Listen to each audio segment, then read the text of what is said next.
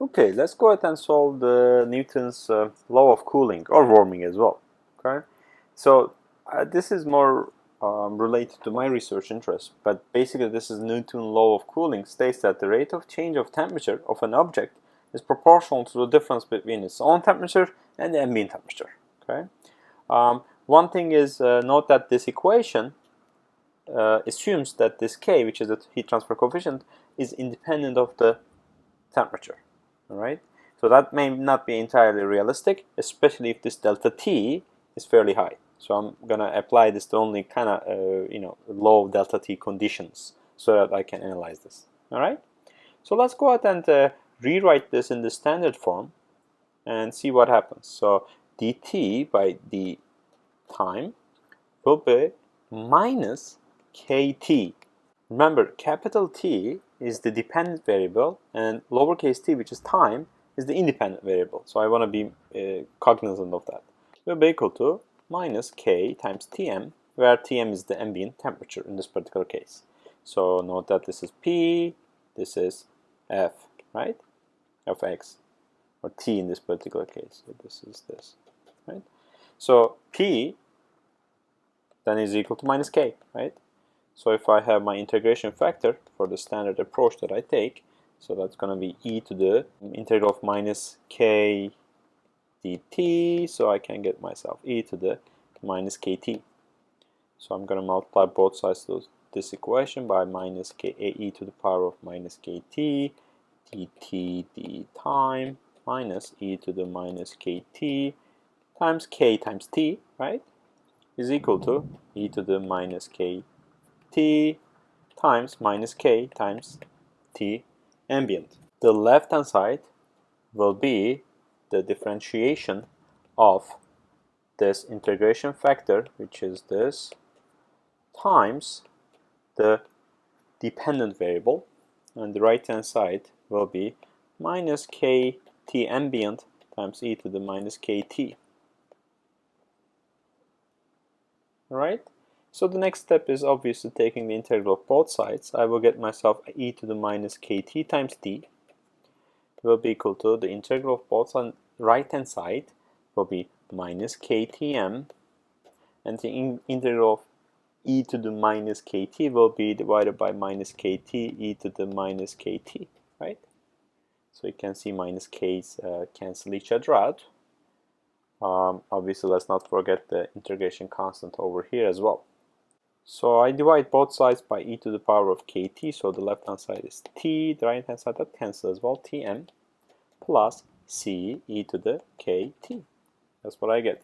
So this is kind of summarizes this particular approach, except now I have an initial condition that is supplied to me, and that initial condition was t of 0 was t sub 0.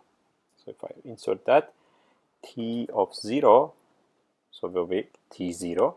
Remember, don't get confused, as I mentioned multiple times in here, this is the dependent variable. Will be equal to Tm plus C times e to the 0, right? So that's 1. So from here you get your C to be T0 minus Tm. If I rewrite this equation, then I get myself T is equal to Tm plus T0 minus Tm times e to the kt.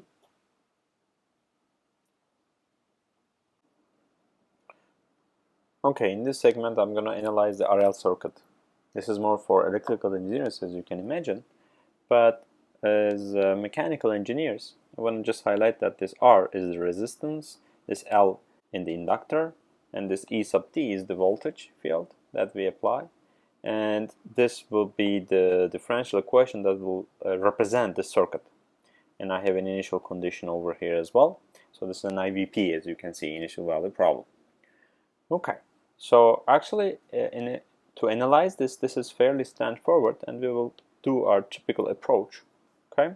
First, I want to get my standard form, and in order to do that, I'm going to divide everything by L. So it's going to be di dt plus R over L I will be equal to E as a function of t divided by L.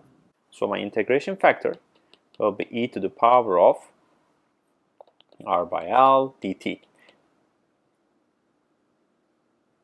And when I take the integral of that, I'm going to get RT by L. right? Fairly straightforward.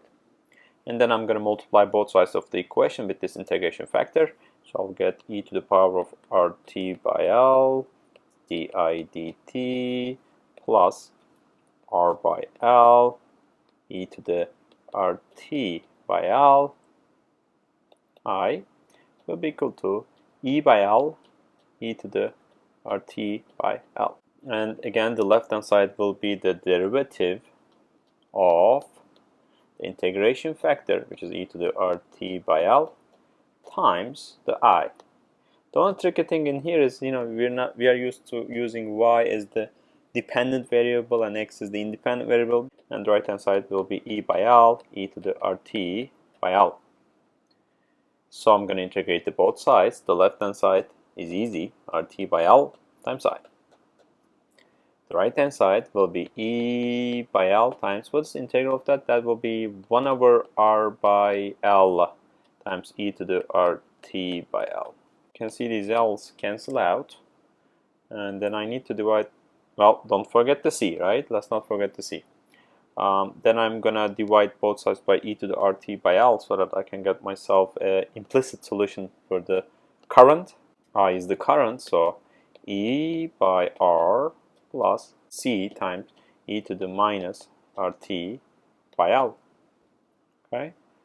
I'm not sure you do realize that we discussed this in the previous segment, but this is the transient solution, right? Because when t goes to infinity, this term will vanish. Okay? And if you remember from your electrical engineering courses, the voltage is equal to resistance times the current, so that's where it's coming from. Okay? But this is a function of t, right? And my initial current is given as well, so maybe I will be able to obtain my C. It's actually right here, right? The initial condition. Where is it? Here. So I'm gonna use that. Okay. So if I put I0 is equal to I sub 0, then I will get myself I0 will be equal to E by R plus C times, well, as T0, that term becomes 1. And so from here you get your C to be I0 minus E by R. I will be equal to E by R plus, well, C is I0 minus E by R times e to the minus RT by L. As you can see, this will be my final answer for this initial value problem that includes an RL circuit.